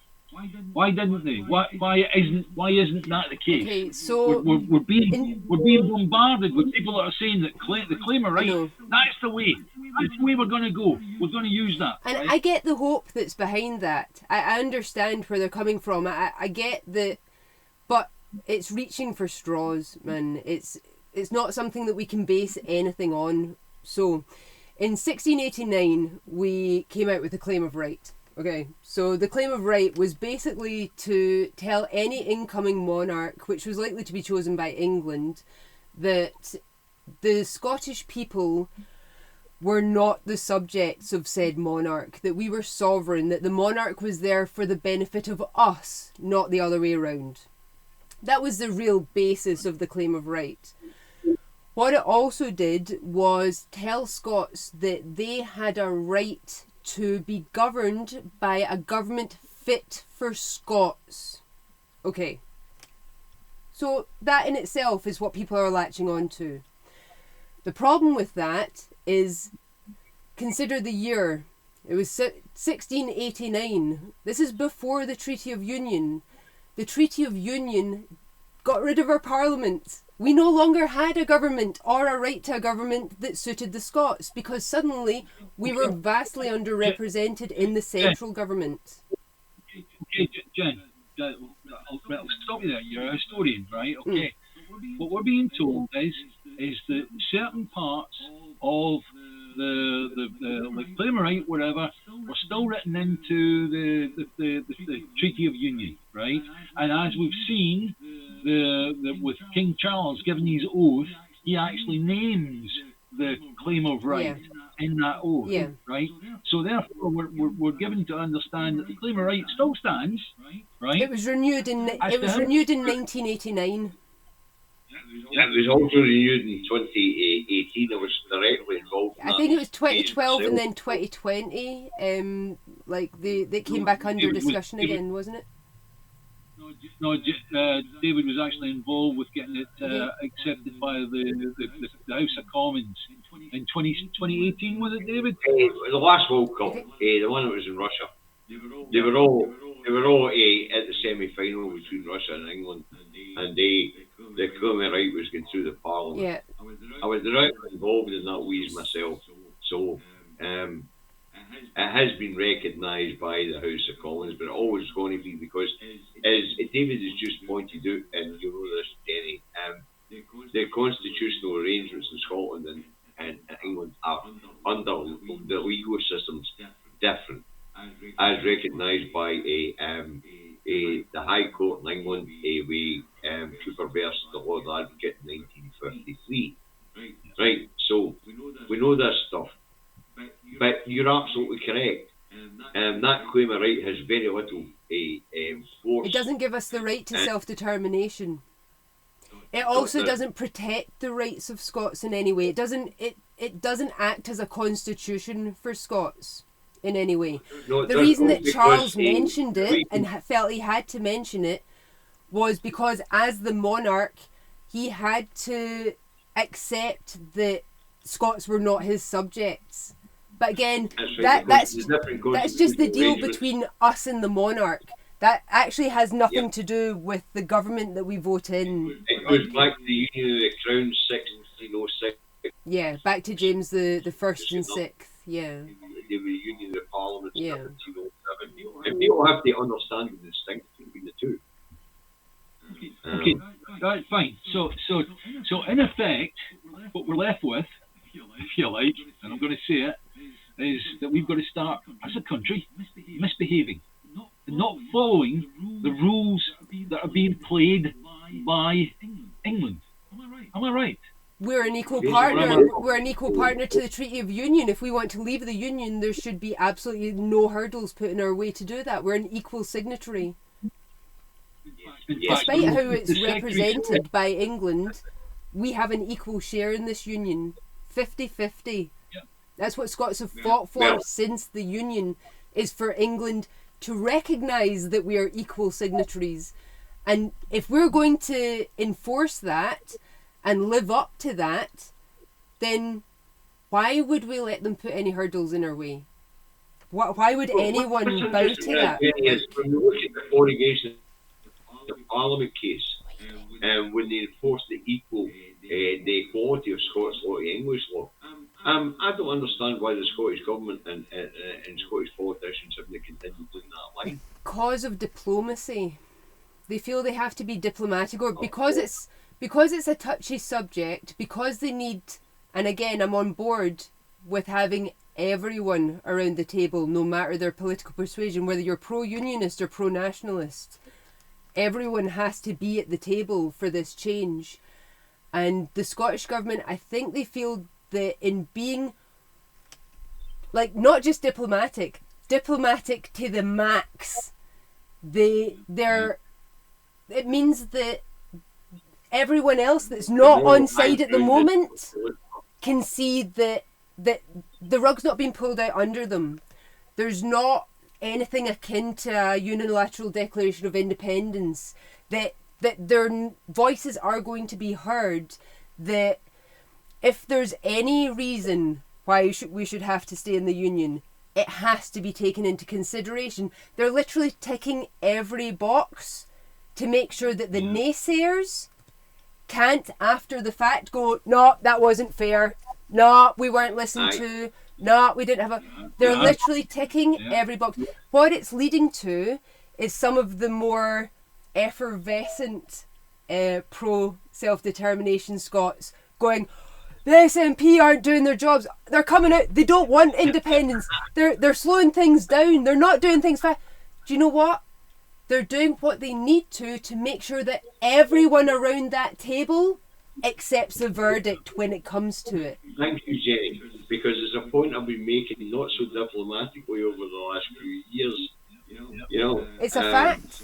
So thanks for your observation. They have to pander to the other side as well. They can't just... It doesn't matter how many pro-self-determination Scots shout at them and tell them to do a thing and do it immediately. That's not going to, in the end, work out. That's going to leave the other side, the naysayers, as pretty disillusioned. They're going to feel as though the Scottish Government have pulled the rug out from under their feet. What they're doing makes sense. At the end of the day, what they're doing makes sense. Okay, it might not be fast enough for some people. I understand that. I felt that way myself. But you have to take it from a diplomatic angle. You have to take it from the fact that the SNP aren't there just for the pro-nationalists. They're there for the Scottish people, even the pro-unionists. And they have to base every decision and by the way, with that in mind. Jenny, I'm glad you saying that because we're about to end the show. We've just run over an hour. We've got a Zara cat. We'll get Jenny back again because Jenny is not just so much fun. She is absolutely enthusiastic and bursts with life. Joys of being so much younger than David. No, I love you too, and Davey. That's why I say when we get the keys to this house, we have to hand them to the children and sit back because Jenny is the person that's going to drive it. I refuse to become a politician though. I refuse. I know. Me too. But Jenny is a very good reason to trust that we can hand the keys over and say we've won the house, go on with the decorate. Right? That's it. We'll finish on a song. We'll finish on a song. I believe the children are the future. Hey, David, you're not that young. Well, she may be young enough for Davey, your child, but no, right, kids, time to wrap up. So, what it's like to say is, Good night, David. Good night. Thank you so much for having me on. You guys are awesome. I appreciate it a lot. It's been a pleasure. And keep watching the Orange Lodge next door. keep spying on the Orange Lodge. Oh, they'll get shit for me. Don't you worry about it. Right, hold on. We need to get this. Now, if you're on YouTube, hit subscribe, hit like, hit the bell notification. If you're on Facebook, give me 5 minutes to make this video public. Support your independent media. And support your independent media, especially your Jenny here because she's brilliant. And that'll leave one thing left to do. Bye, Jenny. Bye, Bye, Davies. Jenny. Bye, Davy. Bye, Davy. Right, mine. I'm going to click us off live stream, but we'll still be there. Just stay in the studio for a minute. If everything goes wrong, it's because the cat's playing about with the keyboard. I can't help it. That was still live. You can't say no to this face. Jenny, I want to thank you for this afternoon. It's been an absolute pleasure. Oh, you're very welcome, love. Thank you very much for having me on. It was good fun. Guys, I'll leave this studio open if you and David want to have a chat, but I have to piss off. So, I'll catch you. All right, darling. What's your cat? Jen? All right, Davy. See you later, mate. Right, Yeah, okay, guys. Catch you later. Jen, what's your cat's name? Zara. Zara. Mine is called Pancake. Pancake. He's black. He's got a little white down, and he's got 4 white socks. Oh, we had a cat like And that he's- called he- Katsu. Oh, I miss Katsu. He's just a wee guy. I think yours is the same. Zara. She's a good wee dame as well. Yeah, she's got a brother Fargo, but Fargo doesn't come out very often. Zara's always with me in here. Like, They're just so wonderful. I love cats. I know. I really do. she's honestly. had health problems recently, but I used to own dogs, but and the love of my life was an Irish setter down in England when I lived down there. It was called Amber, and Amber will always be my favourite pet, right? But now I've got cats. yeah. Or a cat. I had Pancake and Cupcake. Cupcake was a little tortoise shell. And the problem we found with the tortoise shell cats is they're wanderers. Yeah. And she wandered away, and she got hit by a Oh. car. And we were through contact with the council. Obviously still got the chip in the neck. And we Pancake. He went in mourning. Yeah. You could see he was mourning. Yeah. So anyway, she's gorgeous. She is absolutely She's gorgeous. I love wonky. it. She had her ear canal removed last year, so she's wonky. Right. Right. And she's been taking seizures recently, so we're kind of, on top of What that age at the is she? moment, What age is she? About 13, 14. We got her as a rescue cat with her brother. They'd been left in a flat in Edinburgh for a couple of weeks with no food, no water, and covered in fleas. The problem with that being that they're allergic to fleas, so they'd pulled out all their own fur. So when we got them, they were bald except for their heads, because obviously they can't pull the fur out of their heads, and so skinny. But now they're fat and furry and happy. Nay. She's happy. She is. You can see it. She's happy. We've had her for about, 10 years, 11 years now. So. Nay. Mine. I got mine from a couple in the West End, and they got 2 kittens from a farm, and that's where my 2 come from, right? But they didn't realise at the time that the girl in the flat, she was allergic to the cat fur. So basically what happened was we just paid them whatever they wanted, and we took the two kittens at that time. That was it, So Yeah. but she is such a happy cat. She really is. Look at her, she's loving it. She is very cute. Anyway, right. But she's pushing all the buttons. Jen, I'm not going to hang. Look at her. I'm not going to hang on to People keep saying, "Oh, you don't want to Will you touch a come cat's back? belly. You're going to get." She loves her belly rubs. Nay. Look at her all upside down. Pancake, it's the back of his ears. Yeah. He'll just let you do it for ages. You're round about his chin and Oh. all the back of his ears. Well, she's got ear polyps. She's got wee growths in her ears, which is why she had to have her ear canal removed before.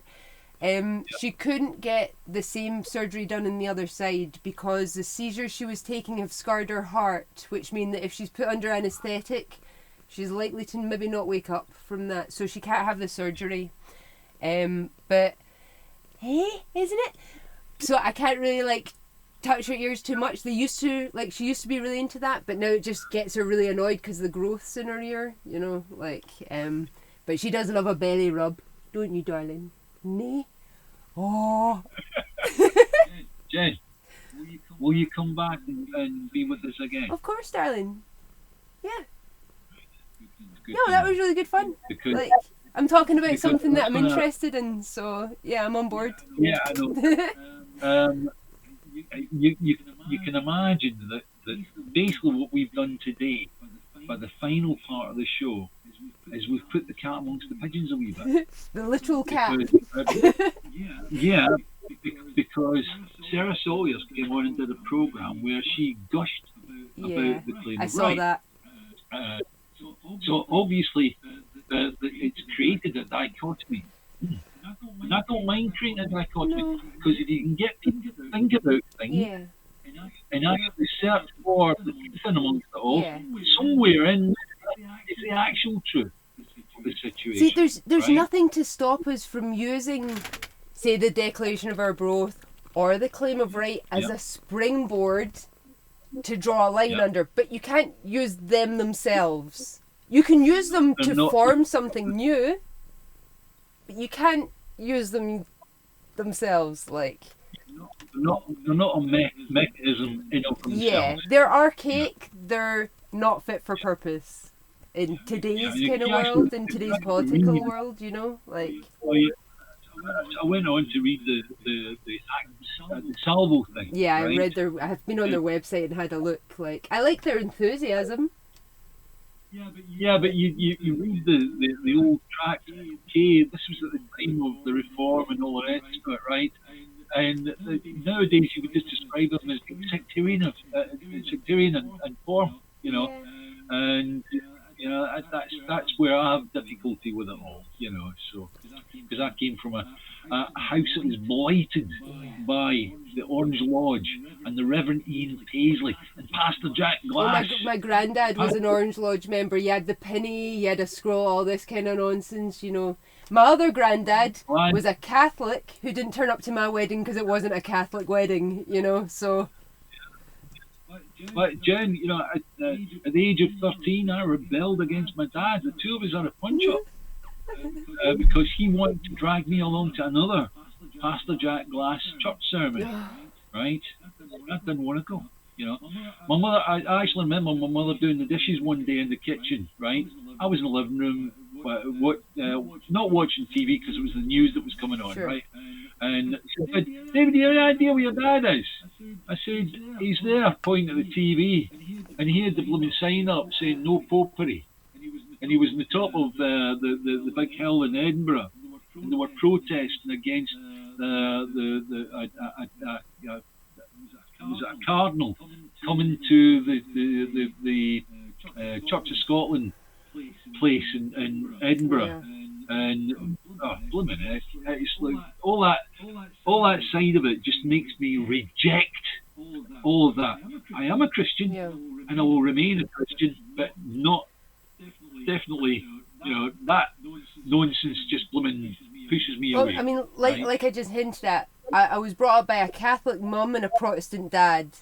So, I mean, my granddad didn't even go to their wedding because it was held in a Protestant church, you know.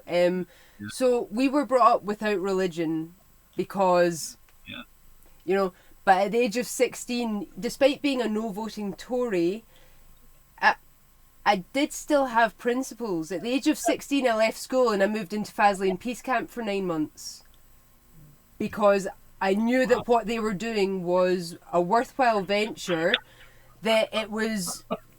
I didn't want fucking... we lived in Helensburgh. Helensburgh is 8 miles from Faslane. People in Glasgow think it would be bad if there was a nuclear strike. People in Helensburgh would be obliterated immediately. There wouldn't be a case of, like, succumbing to fallout. No, you'd be in the fucking centre of the fucking blast. Do you know what I mean? I know. So, no, I joined Faslane Peace Camp at the age of 16 because I was like, do you know what? No, despite my politics at the time, that doesn't stop you from wanting the best for animals, wanting nukes out your country, wanting, you know, the good things for people, you know? Like... I think I was destined to be an SNP voter eventually, you know. Just out of sheer nosiness, I know this is not the kind of question you ask a lady. But what age are you? What age do you think I am? Late 20s. I will be 40 next year. God, blimey heck. You must be from some good bloody genes, I can tell you. Faslane Peace Camp was 22 years ago for me. Yeah. I've been in my job for 18 years. Like, I'm 65 and I'm trying hard. I use the black. I have some of the grey. Black book polish every day. I do have some of the grey coming in. I'm stoked about that because it's going to save me a fortune on bleach. Yeah. Right. It has been absolutely wonderful. It's been an honour. No, it's been great. I've really enjoyed it, and it's been really nice meeting you. Like, it's been excellent. Like, Good. All right. I will be back, Up the good work. whether you want it or not. Yes, you will. No, we want it. Don't worry. Right. The good thing about it is that we have put the cat amongst the pigeons. And that in itself will start a new discussion. Well, see, I mean, that's what YouTube and social media has been good at, is giving just your bog standard person a platform to be able to just get information out there to folk. Do you know what I mean? So, doing good things. Right. Keep it up.